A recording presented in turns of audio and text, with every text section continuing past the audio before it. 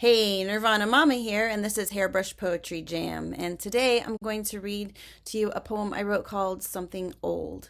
This poem is set during a time when I was in college, and I had a lot of personal challenges going on, which I'm going to tell you more about.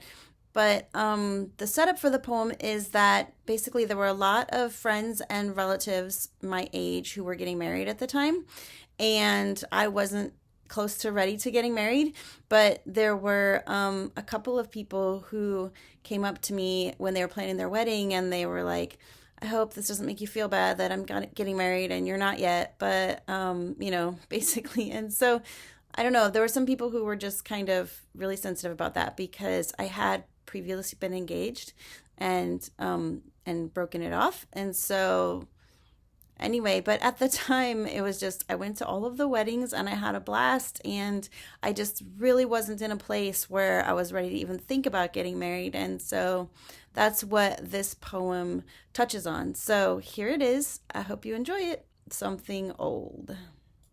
I don't have time for those sweet games. We're busy doing other things with bullets whizzing past our brains, new casualties here every day. My only love has gone insane, and every night he finds new pain. Just go ahead and plan your day and write the vows you long to say, and I'll show up to smile and pray, to hug you all and watch you play. But my heart's been long locked away in darkness where it safely waits in case we find a future day where evil doesn't come our way. This war here is all I can do. Just keep your daylight shining through, and maybe I can catch up soon, but I can't even see the moon. The darkness here sinks deep into every direction I can view. With every battle, horrors new. They're snapping, clawing, biting too. And people we both thought we knew keep saying things we wish weren't true. And though I want the best for you, our greatest test before us looms. So something old and something new's not even on my list to do.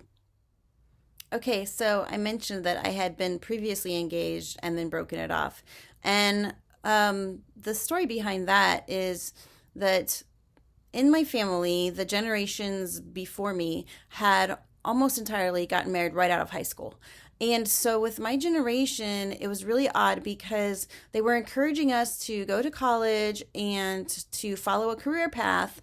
And at the same time, there was this sort of deep rooted expectation that we would be getting married right out of high school because that was just what had happened in previous generations.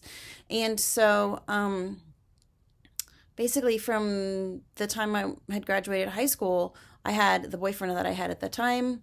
I had some immediate family members and the boyfriend as well who were just putting a lot of pressure on us to get married, and I wasn't interested in taking that step. I eventually broke up with him, and then a few months later I fell in love with Jesse, who is the person that is the love of my life and I'm currently married to. And so when Jesse and I first got together, I was 19, and immediately the wedding pressure started up again from my siblings and my parents and even grandparents, and there was just a lot of excitement about it and a lot of pressure. And the really ironic thing is that I wasn't ready to get married at all, but there was so much pressure on me to do it. And so from some perspectives, it looked like I was in a big hurry to get married. um it's an odd problem to have, but I think that a lot of women have to struggle with it. I don't know if everyone realizes how much there's like an expectation for women to get married, especially by a certain age. And even once I was in college and I was getting a little older, it was basically like after I got to a certain age, every time I was in a serious relationship, it was just like, well, when are you getting married? So I didn't think that was fair. And I didn't actually get married until about 6 years later, 7 years later. And it was amazing. It was the wedding of my dreams. And we've been happily married for 16 years. So it worked out fantastic. But I think that pressure is just like, it's worth talking about because I don't think I'm the only one who has been through that. But what I want to also tell you about today is another reason why I featured this poem. And for that, it's time for Combing Through.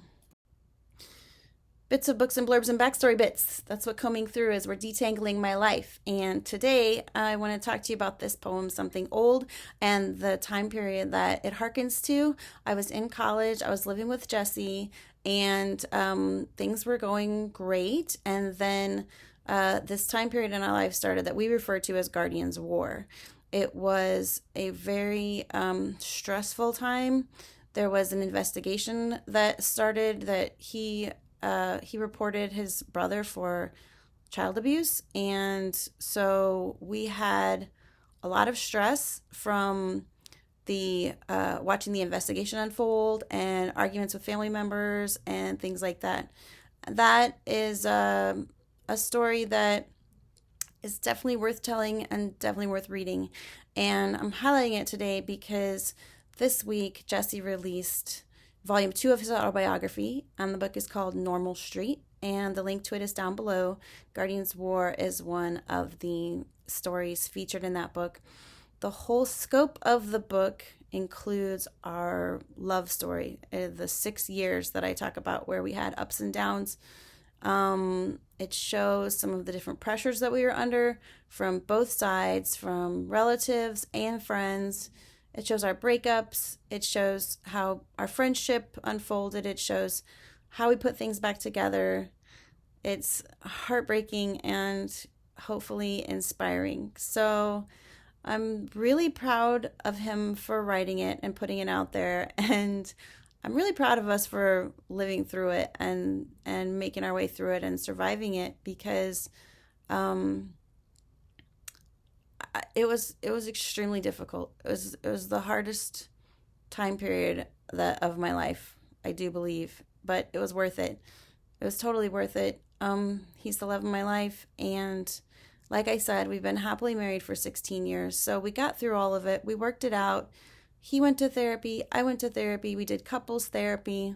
And basically, we both grew up in situations that created some really unhealthy coping mechanisms that, when you put them together, got in our way a lot. We got in our own way a lot. We got in each other's way a lot.